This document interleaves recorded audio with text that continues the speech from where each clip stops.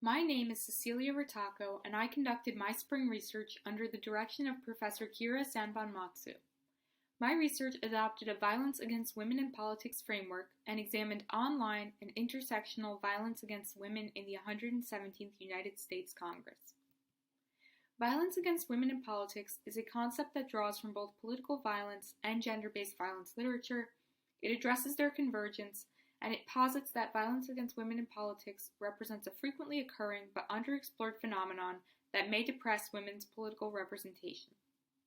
As the typology on the right-hand side of my slide indicates, violence against women in politics is not strictly limited to physical acts of abuse. Rather, it accounts for a much wider range of behaviors, all of which are intended to exclude women from political spaces as a means of reinforcing gendered hierarchies. Scholars have largely concluded that this phenomenon poses a risk to the quality of democracies globally because it has been proven to have a chilling effect on women's representation and women's participation in politics. The small but growing collection of violence against women in politics literature has acknowledged that factors like race, ethnicity, age, and left-leaning political ideologies may interact with gender to exacerbate the abuse that politically active women experience. But my research argues that few contributions to the field have adequately incorporated such an intersectional lens. My research seeks to bridge this gap by examining the extent to which elected representatives' gender identities, intersectional identities, and ideological leanings interact to elicit backlash. In this study, I analyzed the sentiment in a week's worth of tweets sent to congressmen and congresswomen serving in the House Progressive Caucus, and I seek to isolate the effect of gender. Specifically, I hand-coded about 10,000 tweets that were directly sent to the Congress members in my sample, and I coded these tweets for the presence or absence of violence and violence against women in politics. To do so, I adopted the World Health Organization's definition of violence and Mona Crook's 2019 definition of violence against women in politics.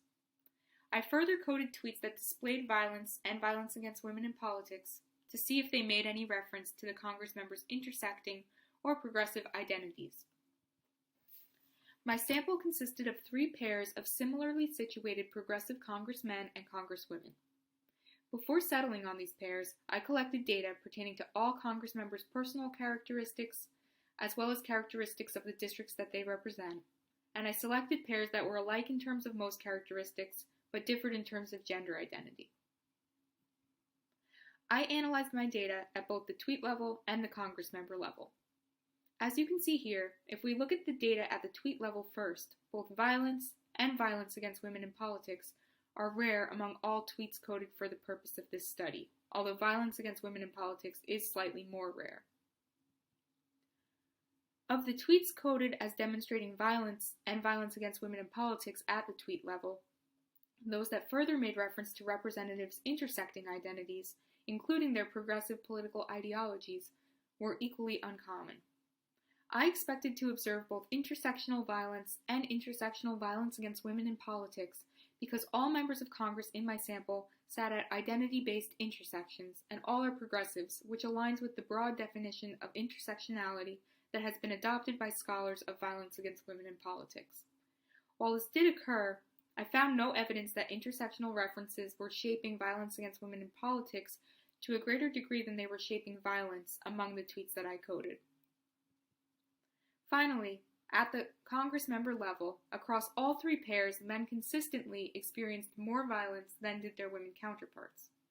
However, 2 of the 3 women in my sample did experience violence against women in politics. Normatively, observing low rates of online violence and violence against women in politics, as this study did, is good for the quality of democracy. But this does not mean that online violence and violence against women in politics do not occur in American politics. While these pairs were selected because they were similarly situated in terms of their identities and their district's characteristics, my findings suggest that incidents of abuse may also depend on some other characteristic belonging to the representative.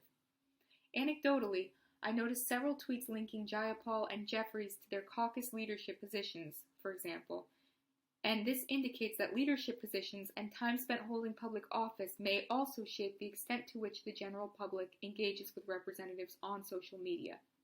More research should be done to test this.